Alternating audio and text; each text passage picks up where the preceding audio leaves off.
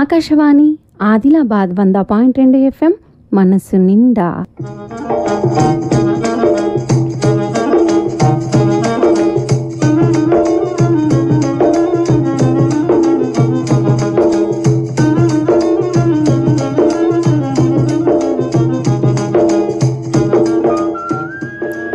ఇల్లు వ్యవసాయం.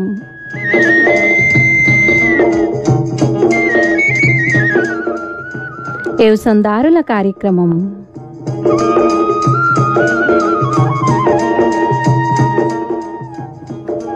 ఉమ్మడి ఆదిలాబాద్ జిల్లాకు చెందిన భూములకు అనువైన పంటల రకాలు, వాటి యాజమాన్యంలో పాటించవలసిన సూచనలు, సలహాల గురించి శాస్త్రీయమైన ఖచ్చితమైన సమాచారాన్ని అనుభవజ్ఞులైన వ్యవసాయ శాస్త్రవేత్తల ద్వారా రైతు శ్రోతలకు అందిస్తున్న కార్యక్రమం ఇది. ఇయాల్టి కార్యక్రమంలో శనగ పంటలో కీటకాలు, తెగుళ్ల నివారణ గురించి ఆదిలాబాద్కు చెందిన వ్యవసాయ నిపుణురాలు శ్రీజతో కేలేని పెట్టిన ముచ్చట, ఇంకా రైతు అంతరంగం శీర్షికన అధిక సాంద్రత పద్ధతిలో పత్తి సాగు గురించి మంచిర్యాల జిల్లా బెల్లంపల్లి మండలం రంగపేట గ్రామానికి చెందిన దుర్గం సుమన్తో ముచ్చట ప్రసారమవుతుంది. ముచ్చట పెట్టింది పి. అశోక్.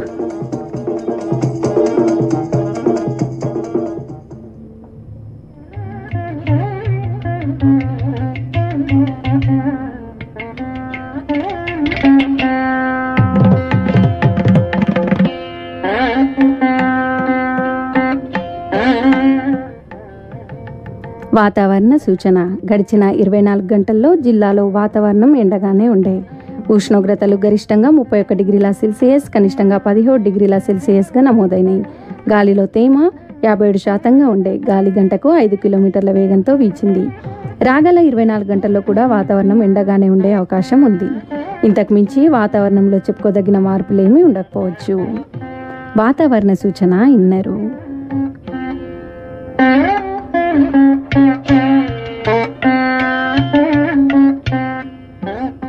ఉమ్మడి ఆదిలాబాద్ జిల్లాలో మస్తు మంది యాసంగిలో శనగ పంటను పండిస్తారు.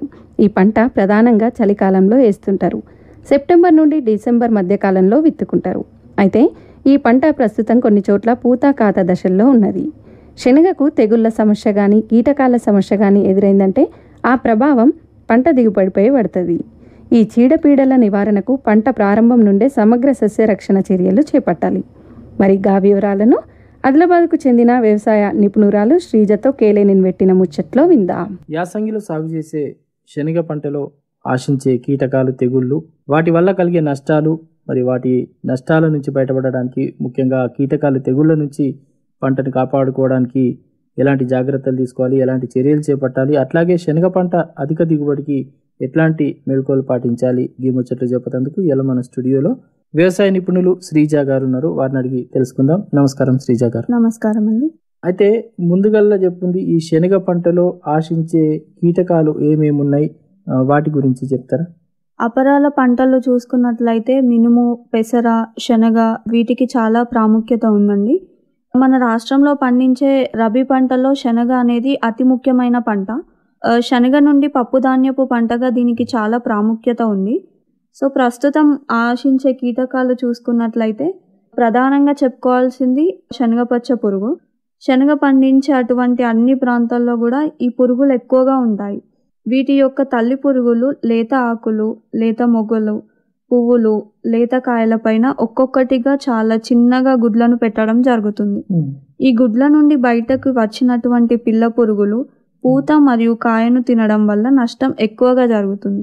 ఈ పురుగు యొక్క 3వ దశ కాయలను తొలిచి గింజలను, లేత గింజలను తినడం వల్ల నష్టం అనేది చాలా తీవ్రంగా ఉంటుంది.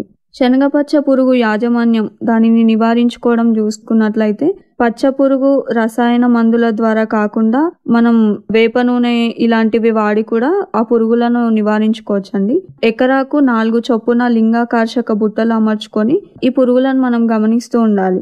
మొక్కకి 1 నుండి 2 పురుగులు గమనించిన వెంటనే నివారణ చర్యలు చేపట్టాల్సి వస్తుంది. గుడ్డు మరియు తొలిదశ పురుగులను నివారించుకోవడానికి 5% వేప కషాయం లేదా లీటర్ నీటికి 5 ml వేప నూనె, 1500 ppm వేప నూనె కలుపుకొని పిచికారీ చేయడం ద్వారా గుడ్ల దశ లేదా పిల్ల దశ పురుగులను మనం కంట్రోల్ చేసుకోవచ్చు. రెండవది చూసుకున్నట్లయితే పచ్చ రబ్బర పురుగు అండి. ఈ పురుగు సాధారణంగా పంట తొలి దశలోనే శనగలో ఆశించడం జరుగుతుంది. ఈ రబ్బరి పురుగు యొక్క తల్లి పురుగు లేత ఆకులపైన గుంపులుగా గుడ్లు పెట్టి గుడ్లు పైన గోధుమ రంగులో ఉన్న వెంట్రుకలతో కప్పి ఉంచడం జరుగుతుంది. ఆ పురుగులు గుంపులుగా ఆకులను తినివేయడం వల్ల ఆ పంటకి నష్టం అనేది జరుగుతుంది. ఈ పచ్చ రబ్బర పురుగు నివారణ చూసుకున్నట్లయితే లీటర్ నీటికి 1.5 గ్రాములు థయోడికార్బ్ లేదా 1 గ్రామ్ ఎసిఫేట్ లేదా 1 ml ఇండాక్సోకార్బ్ లీటర్ నీటికి కలిపి పిచికారీ చేసుకున్నట్లయితే పచ్చ రబ్బర పురుగును నివారించుకోవచ్చు. పురుగుల గురించి చెప్పారు కదా, అట్లనే శనగలో ఆశించే తెగుళ్ళ గురించి చెప్పండి. ఈ తెగుళ్ళు ఆశించడం వల్ల ఎటువంటి నష్టాలు ఉన్నాయి, మరి ఆశించిన ఈ తెగుళ్ళని మనం నిర్మూలించడానికి ఎట్లాంటి చర్యలు తీసుకోవాలి, వాటి గురించి చెప్తారు? తెగుళ్ళ విషయానికి వచ్చినట్లయితే ఎండు తెగుళ్ళు కనుక చూసుకున్నట్లయితే సాధారణంగా పంట తొలి దశలో ఎండు తెగుళ్ళు అనేవి ఆశిస్తూ ఉంటాయి. ఇవి ఎక్కువగా నీరు నిలబడి ఉండే అటువంటి ప్రాంతాల్లో ఎక్కువగా గమనిస్తూ ఉంటాం. ఈ తెగుళ్ళు ఆశించిన మొక్కలు కనుక చూసుకున్నట్లయితే మొక్కలు ఒక్కసారిగా ఆకులంతా కూడా ఎండిపోయి గుంపులుగా మొక్కలు చనిపోవడం అనేది జరుగుతుంది. తర్వాత వేర్లు కనుక గమనించినట్లయితే కుళ్ళిపోయి నల్లగా మారడం అనేది గమనించవచ్చు. రకాలను ఎంపిక చేసుకునేటప్పుడు ఎండు తెగుళ్లను తట్టుకునే రకాలు ఎంపిక చేసుకోవాలి. ఈ పురుగులు కొద్దిగా చిన్నగా ఉన్నప్పుడు ఎకరాకు 400 గ్రాములు బీటీ మందు లేదా 200 ml ఎన్పివి వైరస్ ఇవి పిచికారీ చేసుకున్నట్లయితే పిల్ల పురుగులను నివారించుకోవచ్చు.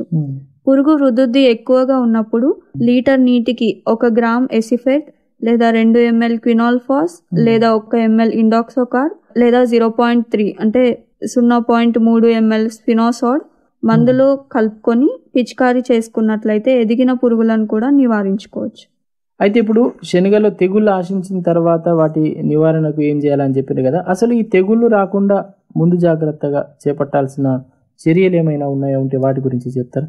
తెగుళ్ళు ఆశించేటటువంటి ప్రాంతాల్లో కిలో విత్తనానికి 5 నుంచి 10 గ్రాముల ట్రైకోడర్మా విరిడే అండ్ 2 గ్రాముల కార్బెండజిమ్తో విత్తన శుద్ధి చేసుకోవాలి. దీనివల్ల తెగుళ్లను మనం కంట్రోల్ చేసుకోవచ్చు. ఈ మధ్య కాలంలో శనగలో ఫాలియర్ డిసీజెస్ కూడా వస్తున్నాయండి. అంటే ఆకుల మీద తెగుళ్ళు గమనించడం అనేది జరుగుతుంది. సో ఈ తెగుళ్ళ కోసం హెక్సాకనజోల్ 400 ml లేదా ప్రొపికనజోల్ 200 ml ఎకరాకు పిచికారీ చేసుకున్నట్లయితే ఆకులు మరియు తెగుళ్ళు తగ్గించుకొని మంచి శనగ పంటను పండించుకోవడానికి వీలుంటుంది. ఇది కాకుండా చీడపీడలు యాజమాన్యం చూసుకున్నట్లయితే ఇవి అధిక దిగుబడి సాధించాలంటే సకాలంలో చీడపీడలు అనేవి నివారించుకోవాలండి. మనకి నేల నుండి వచ్చే తెగుళ్ళు ఎక్కువగా ఉంటాయి కాబట్టి విత్తన శుద్ధి అనేది కంపల్సరీ. విత్తన శుద్ధి చేసుకునేటప్పుడు ఫంగిసైడ్స్ వాడిన తర్వాతనే మనం ట్రైకోడర్మా వాడాలి. 2 వాడినప్పుడు ఫస్ట్ ఫంగిసైడ్ వాడాలి, దాని తర్వాతనే ట్రైకోడర్మా విరిడే అనేది వాడాలి. విత్తన శుద్ధి చేసుకోవడం వల్ల తెగుళ్ళు మనకి తగ్గే అవకాశం ఉంటుంది. విత్తన శుద్ధి చేసుకోవడం కాకుండా పంట మార్పిడి కూడా చేసుకోవాలి. పంట మార్పిడితో పాటు ధాన్యాలు లేదా ఆవాలను చల్లుకోవడం, అక్కడక్కడ బంతి పూల మొక్కలను పెంచుకోవడం, ఇవన్నీ చేసుకున్నట్లయితే మనకి కీటకాలను తగ్గించి వాటిని నివారించుకొని అధిక దిగుబడి సాధించవచ్చు. చాలా సంతోషం శ్రీజ గారు. ముఖ్యంగా ఈ శనగ పంటలో ఆశించే కీటకాలు తెగుళ్ల వల్ల కలిగే నష్టం, అట్లాగే వాటిని నివారించడానికి ఎలాంటి చర్యలు తీసుకోవాలి, అట్లాగే శనగ పంటలో అధిక దిగుబడి సాధించాలంటే రైతులు ఏం చేయాలనే దాని గురించి చక్కగా సూచించారు. మరి రైతులు ఈ సలహాలు సూచనలు పాటించి మంచి దిగుబడులు సాధిస్తారని ఆశిస్తూ ఈ సమాచారం తెలియజేసినందుకు మీకు ధన్యవాదాలు. నమస్కారం. ఇప్పటిదాకా శనగ పంటలో కీటకాలు తెగుళ్ల నివారణ గురించి ఆదిలాబాద్కు చెందిన వ్యవసాయ నిపుణులు శ్రీజతో ముచ్చట పెట్టింది కేలేనిన్. ప్రతి సోమవారం, గురువారం, శనివారాల్లో ప్రసారమయ్యే రైతు అంతరంగంలో ఉమ్మడి ఆదిలాబాద్కు చెందిన రైతులు వ్యవసాయం చేస్తున్న తీర్లను, వారు పాటిస్తున్న పద్ధతుల గురించి స్వయంగా వారి మాటలను మీకు వినిపిస్తుంది ఆకాశవాణి ఆదిలాబాద్. మరి ఇయాల్టి కార్యక్రమంలో రైతు అంతరంగం శీర్షికన అధిక సాంద్రత పద్ధతిలో పత్తి సాగు గురించి మంచిర్యాల జిల్లా బెల్లంపల్లి మండలం రంగపేట గ్రామానికి చెందిన దుర్గం సుమన్తో పి అశోక్ పెట్టిన ముచ్చటను వింటారు. నమస్కారం దుర్గం సుమన్ గారు. నమస్కారం. ముందుగా చెప్పుండ్రి, అసలు మీకు ఎన్ని ఎకరాల వ్యవసాయ భూమి ఉన్నది, అది ఏ రకమైన భూమి? నేను గత 5 సంవత్సరాల నుండి పత్తి వేస్తున్నా సార్. నాకు ఒక 7-8 ఎకరాల భూమి ఉంది. ఏ రకం భూమి? అది మామూలుగా చిలక భూమి, రేగడి భూమి ఉంది సార్. అయితే మీరు కొత్తగా ఈ పత్తిలో అధిక సాంద్రత పద్ధతిలో పత్తి సాగును చేపడుతున్నట్టు తెలిసింది. ఈ అధిక సాంద్రత పద్ధతిలో పత్తి సాగు ఎందుకు చేయాలనిపించింది మీకు? నాకు కృషి విజ్ఞాన కేంద్రం వాళ్ళు అధిక సాంద్రత పత్తి వేయడం వల్ల చాలా లాభాలు ఉన్నాయని చెప్పారు సార్. వాళ్ళ సూచన మేరకు నేను అధిక సాంద్రత పత్తి వేయడం జరిగింది. ఈ పద్ధతిలో వేయడం మొదటిసారేనా ఇది? ఇది మొదటిసారి సార్. అయితే మరి ఈ అధిక సాంద్రత పద్ధతిలో పత్తి సాగు గురించి మనం మాట్లాడుకుందాం. అయితే మొదటి నుంచి అయితే పంట చేతికి వచ్చే వరకు ఏమేమి చేస్తుంటారు అవన్నీ కూడా మాట్లాడుకుందాం. ముందుగా ఇప్పుడు ఈ అధిక సాంద్రత పత్తి సాగు చేయాలనుకుంటే భూమిని ఎట్లా తయారు చేసుకోవాలి? ఫస్ట్ దున్నియాలి సార్, ఫ్లవ్ వేయాలి, తర్వాత కల్టివేటర్ వేయించి అచ్చు కొట్టించి విత్తనాలు దగ్గర వేయడం జరుగుతుంది. మామూలు పద్ధతిలో సాగు చేస్తే ఎన్ని విత్తనాలు అవసరం పడతాయి? అదేవిధంగా ఈ అధిక సాంద్రత పద్ధతిలో పత్తి సాగు చేస్తే ఎన్ని విత్తనాలు అవసరం పడతాయి? మామూలు సాగు అయితే ఎకరానికి 2 ప్యాకెట్లు పడతాయి సార్. అదే అధిక సాంద్రత పత్తి అయితే 1 ఎకరానికి 5 ప్యాకెట్లు వేయడం జరుగుతుంది. మీరు ఇప్పుడు ఈ సంవత్సరం ఎన్ని ఎకరాల్లో సాగు చేసినారు? నేను 2 ఎకరాలు సార్. 2 ఎకరాల్లో 10 ప్యాకెట్లు వేసాను. అధిక సాంద్రత వలన అనేక లాభాలు ఉన్నాయి. మన క్రాప్ అనేది ఒకటేసారి వస్తుంది సార్. దగ్గర వేయడం వలన పత్తి అనేది ఒకటేసారి పగులుతుంది, కూలీల కొరత కూడా తగ్గుతుంది. అదే విధంగా మన ఇంతకుముందు సంవత్సరం నేను చేసినప్పుడు ఎకరానికి 5 నుంచి 6 క్వింటాల పత్తి వెళ్ళింది. అధిక సాంద్రత పత్తి వలన ఈ సంవత్సరం 10 నుండి 11 క్వింటాల వరకు పత్తి వెళ్ళడం జరిగింది. గులాబీ రంగు పురుగు రాకముందే మన పంట మన చేతికి వస్తుంది. ఇంకా ఒక విషయం ఏమంటే నీటి సవలత ఉంటే గింత రెండో పంటకు కూడా వెళ్ళొచ్చు కదా. అంటే క్రాప్ అనేది ఒకసారి వస్తుంది కాబట్టి బోరు గింటుంటే రెండో పంట కూడా వెళ్ళొచ్చు తొందరగా. ఇప్పుడు మీ పంట మొత్తం చేతికి వచ్చేసి ఇప్పుడు చేనులో ఏం లేదు ఇక? చేనులో ఏం లేదు సార్, మొత్తం ఏరడం అయిపోయింది. ఆల్రెడీ పత్తి చెట్లు విడిచిపెట్టడం కూడా జరిగింది. మరి ఇందులో కలుపు ఎట్లా వస్తుంది? కలుపు వస్తుందా? మరి వస్తే దాన్ని ఎట్లా నివారించుకున్నారు? కలుపు వస్తుంది సార్. కలుపు వచ్చిన తర్వాత మనం ఏం చేస్తామంటే డవర్ అనేది కొట్టిస్తాము. డవర్ కొట్టించిన తర్వాత కూలీలను బట్టి చెట్ల చుట్టూ కల్పిస్తాము. అధిక సాంద్రత వల్ల చెట్లు దగ్గర ఉంటాయి కాబట్టి కలుపు అనేది తక్కువ ఉంటుంది. ఇప్పుడు వరుసకు ఎంత దూరం, మొక్కకు ఎంత దూరం? మన ఒక 5 ఇంచులు సార్. మొక్కకు 5 ఇంచులు, వరుసకు ఒక 2 ఫీట్లున్నర. 2.5 ఫీట్లు. ఈ పద్ధతిలో మీ గ్రామంలో ఎవరైనా చేసిండ్రా? మరి మీరే తొలిసారి చేయడమా? అంటే మా గ్రామంలో నేను మొదటిసారి సార్. అంటే మాతోటే ఇంకో 2 రైతులు కూడా వేయడం జరిగింది. వాళ్ళది కూడా బాగానే ఉంది సార్. చాలా మంచిగా ఉన్నది. మరి అదేవిధంగా ఎరువులు ఏమేమి ఇవ్వాల్సి ఉంటుంది? మరి మామూలు పద్ధతిలో సాగు చేసే పత్తికి ఇవ్వాల్సిన ఎరువులే ఇవ్వాలన్నా, దీనికి ఏమన్నా ఎక్కువ ఎరువులు ఇవ్వాల్సి ఉంటుందా? లేదు సార్, మన మామూలు పత్తికి ఎలా ఎరువులు ఇస్తామో అదే రకంగా దీనికి కూడా ఇవ్వాల్సి ఉంటుంది. ఏమేమి ఎరువులు ఇచ్చిండు? ఎన్నిసార్లు ఇచ్చిండు? నేను 2 టైమ్స్ వేసిన సార్. మన డిఏపి ఫస్ట్ టైం వేసిన, సెకండ్ టైం మన 2020 యూరియా కలిపి వేసినాం. 9 మందులు అంటే మామూలుగా పిచికారీ చేసినాం. ఈ అధిక సాంద్రత పద్ధతిలో చూసుకున్నట్టయితే పురుగుల బెడద కానీ రోగాల బెడద కానీ ఎట్లా ఉంటుంది?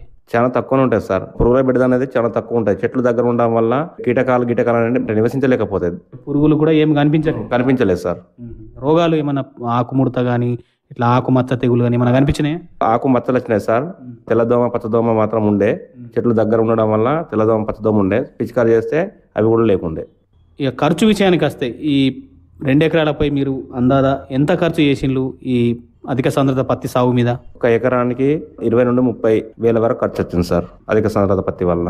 22 క్వింటాలు తీసిండ్రు కదా, లాభం వచ్చినట్టేనా? లాభం వచ్చినట్టే సార్. అనుకున్న దానికంటే ఎక్కువ లాభం వచ్చింది. ఇక ప్రతి సంవత్సరం ఈ పద్ధతిలో సాగు చేస్తారా? ఇదే పద్ధతిలో చేస్తాం. అధిక సాంద్రత వల్ల చాలా లాభాలు ఉన్నాయి. అధిక సాంద్రత పత్తినే అవలంబించాలని అనుకుంటున్నా. ఈ పద్ధతిలో ఈ పత్తి మొక్క యొక్క ఎత్తు పెరగనీయద్దంటారు కదా, ఆ ఎత్తు పెరగనీయకుండా మీరు ఏం చేసిండ్రు? ఎప్పుడు చేయాల్సి ఉంటుంది ఆ పని? 60 నుంచి 70 రోజుల లోపు చమత్కార్ అనే మందు కొట్టాను సార్. ఒక 2 టైమ్స్ కొట్టాను. ఎన్ని రోజులకు ఒకసారి? 60 నుండి 70 రోజుల లోపు ఒకసారి కొట్టాను. మళ్ళీ ఒక 10-15 రోజుల తర్వాత మళ్ళీ ఒకసారి కొట్టాను. మొక్క అనేది పెరగడం తగ్గిపోయింది. ఎన్ని కాయలు వచ్చినాయి అందాదా ఒక్క మొక్క చూసుకున్నట్లయితే? మీరు ఎంచినరా కాయల్ని? ఒక 50 నుంచి 60 కాయలు ఉన్నాయి సార్. అన్ని కూడా ఒకటేసారి పలిగినాయి? అన్ని కూడా ఒకటేసారి పగిలినాయి సార్. ఎన్ని రోజులలో ఏరుడు అయిపోయింది? మరి ఏరుడు అంటే కైకిలోళ్ళు దొరకకపోవడం వల్ల కొద్దిగా లేట్ అయింది, కానీ ఏరడం తొందరనే అయిపోయింది సార్. ఒకటేసారి ఏరేసిందా? మరి రెండోసారి కూడా వెళ్ళిందే? రెండోసారి లేదు సార్, ఆస్కారమే లేదు. ఒకటేసారి మొత్తం పగిలింది, మొత్తం ఏరేసినాం. ఆల్రెడీ చేను ఇడిచిపెట్టినాం. ఇప్పుడు మీకు చేనుతో పనే లేదు ఇక? పని లేదు సార్. ఆ పత్తి వచ్చేసింది, మార్కెట్కి తరలించాం సార్. సీసాయికి వేసాను మొన్న. ఎంత దొరికింది సీసాయి అంటే? 7,020 రూపాయల? 7,020 రూపాయలు. 23 క్వింటాలు అమ్మిన 2 ఎకరాలలో. పైసలు కూడా మీకు వచ్చేసినాయి? అంటే అకౌంట్లో ఇస్తున్నారు సార్, ఎప్పుడు పడితే తెలియదు. అంటే వారం అంటున్నారు, వారంలో పడిపోతాయి. మరి ఈ సాగు చేయడం వల్ల మీరు ఆనందంగానే ఉన్నారు? అంటే చాలా ఆనందంగా ఉన్నా సార్.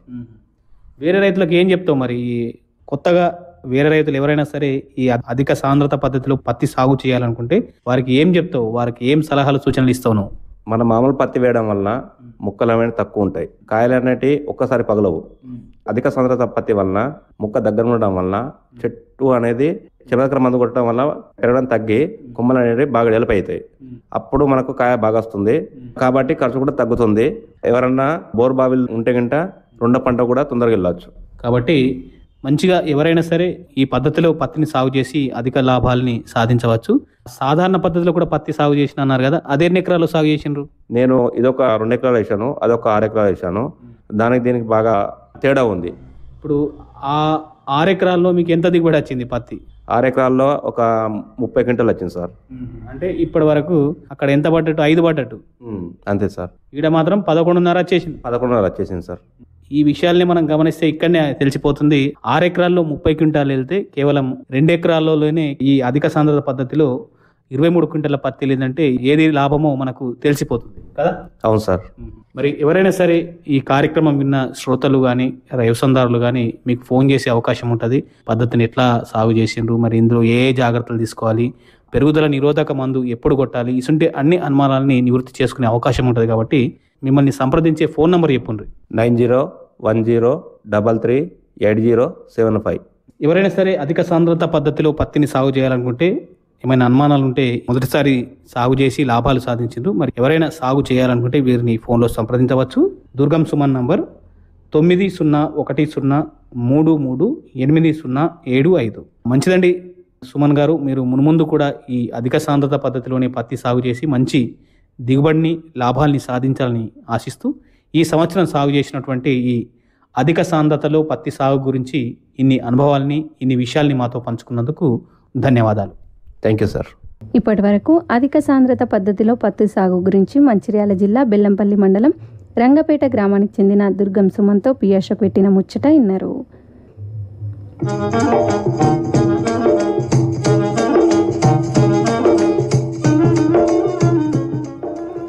ఇంతటితో ఇయాల్టి ఇల్లు వ్యవసాయదారుల కార్యక్రమం సమాప్తం.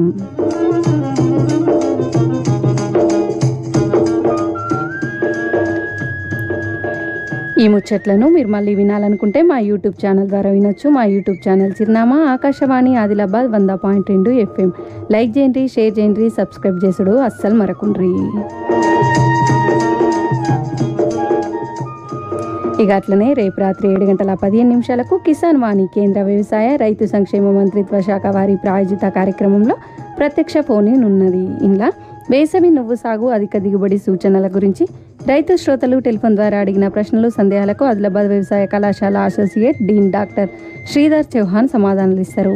ఫోన్ చేయాల్సిన ఫోన్ నంబర్లు 08732, ఇది కోడ్ నంబర్, దీన్ని జత చేసి 230081, మరొక నంబర్ 295081. ఆకాశవాణి ఆదిలాబాద్ 100.2 FM మనస్సు నిండా.